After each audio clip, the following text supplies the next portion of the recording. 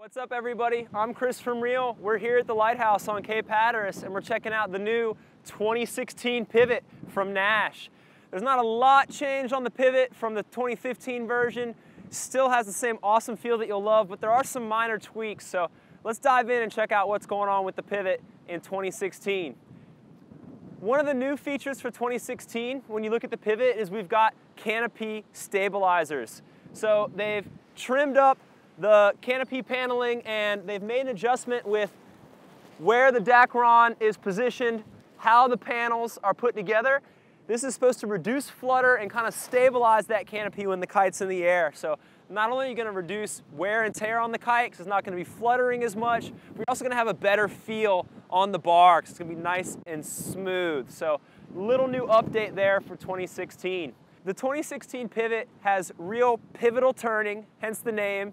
And what that means is that when you turn the kite, it really kind of wants to turn on axis. It sort of rotates in the sky rather than carving across the sky. What that's going to allow you to do is maneuver and position the kite more quickly into the area where you want it to be, so that you can connect with a wave and surf it the way you want to. If you do need to down loop the kite or kite loop the kite in order to regain kite tension, same story there. You're not going to have this crazy pop yank off your board or forward downwind. The pivot's just going to go, yes thanks. It's going to do a quick loop, tighten up the lines, and just keep on cruising. The pivot comes in a huge range of sizes for 2016. You've got 5 meter, 6 meter, 7, 8, 9, 10, 11, 12, and 14. So no matter what the winds are like, from white knuckle raging storm winds all the way up to like gentle sea breezes, you're going to have everything from the 5 to the 14 meter to keep you stoked, keep your hair wet, keep you out on the water. The huge size range in the pivots means that you're always going to have the appropriate size for the wind conditions that day. We've seen Yalu here at the Lighthouse 2 years in a row just dominate the entire field of competition riding the Nash pivot. When you see the pivot in the hands of a professional that's that skilled, you see just how much potential is there. You see that there's not really any limit put on these riders by the kite. They're able to absolutely destroy the waves. So the really only limit is going to be you. If you want a kite that's going to be easy to use when you're in intermediate, but it's still going to let you progress all the way up to pro, the pivot's going to be one of your first choices. One insider piece of info about the pivot: it uses the Nash Octopus inflation system. That means the struts are connected internally inside the strut and the leading edge. There's a connection. So there's no tube on the outside of the leading edge or the strut that connects the two.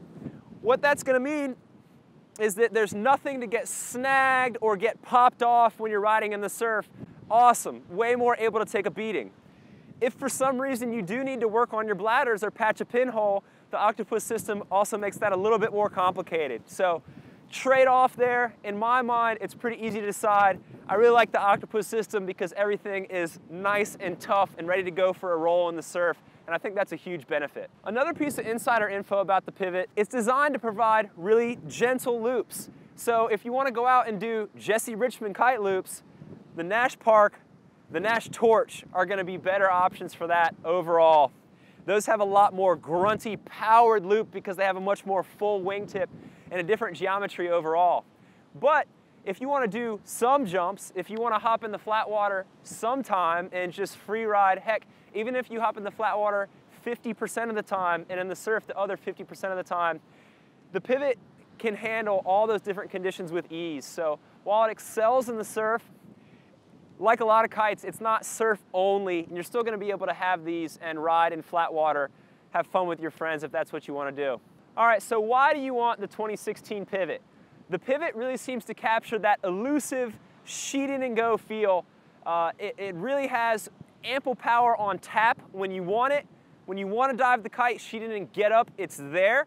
But it's also not this crazy grunty pull that is constantly just pulling you downwind. So balanced is the word that comes to mind. It's got a good, consistent pull, and it does have no problem getting you up and out of the water. But when you are up riding, it's not hammering you downwind. It's not preventing you from going where you want to go on the wave. So the pivot is a great balance between sheet in and go, low end grunty pull, and more agile, lighter bar pressure steering. It's a great combination and balance of those two things.